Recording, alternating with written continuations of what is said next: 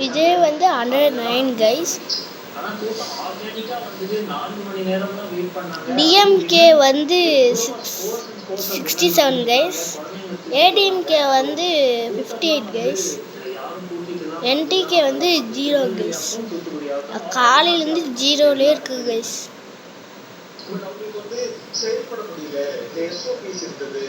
பாருங்க ஃபுல்லா விசில் தான் கைஸ்.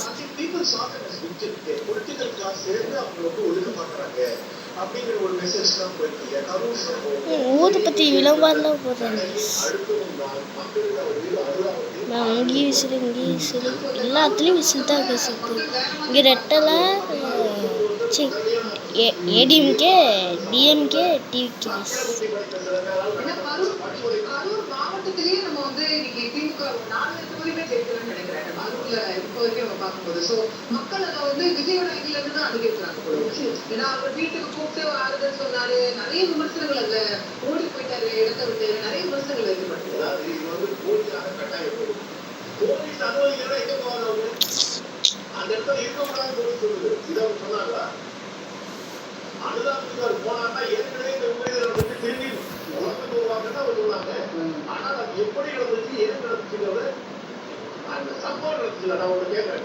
இப்ப சமீபத்துல விழாக்குளத்துல ஒரு கொலை நடந்துச்சு. போராட்டங்கள் போட்டு ஒரு வாரம் கூட கொடுக்குறாங்க. 41 பேர் இருந்தாலும் ஒரே ராத்திரி எடுத்து கொடுத்தாங்க. இதெல்லாம் யோசிச்சு பார்த்தா அது திட்டமிட்டு நடத்தப்பட்ட ஒரு படுகொலை. நான் இப்போ சொல்றது வேலையில கைஸ் அப்படியே தான் கைஸ் இருக்கு guys. Edappadi guys solution Edappadi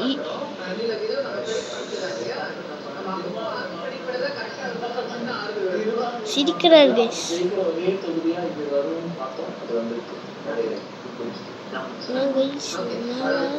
okay தமிழன் தொகுதியில பார்க்கிறோம். But having set that sir, இப்போ நீங்க இதுவே வந்து இடிப்பார் இல்ல ஏவராம் பண்ணுன்ற குரலை நம்ம எல்லாரும் கேட்டிருப்போம். விஜய் எது செஞ்சா தப்பு இல்லை அப்படிங்கிற ஒரு மைண்ட் செட் இருக்காரு. கரூர்ல 41 பேர் செத்தா விஜய் காரணம் இல்லை.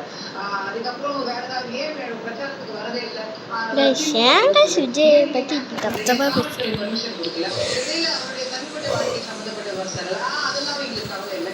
எதுக்குமே கவலை இல்லை. ஒரு மனிதன் தவறே செய்ய முடியாதுன்னு அப்படி நம்பிட முடியுமா? நம்ம நாளைக்கு ஒரு சீஃப் மினிஸ்டர் ஆகக்கூடாது, அவருடைய தவறுகளே நம்ம சுட்டி காட்ட வேண்டிய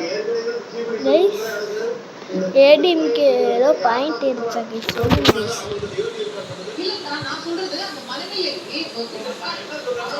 எனக்கு வேற கை வேற சொஞ்சிருக்கு.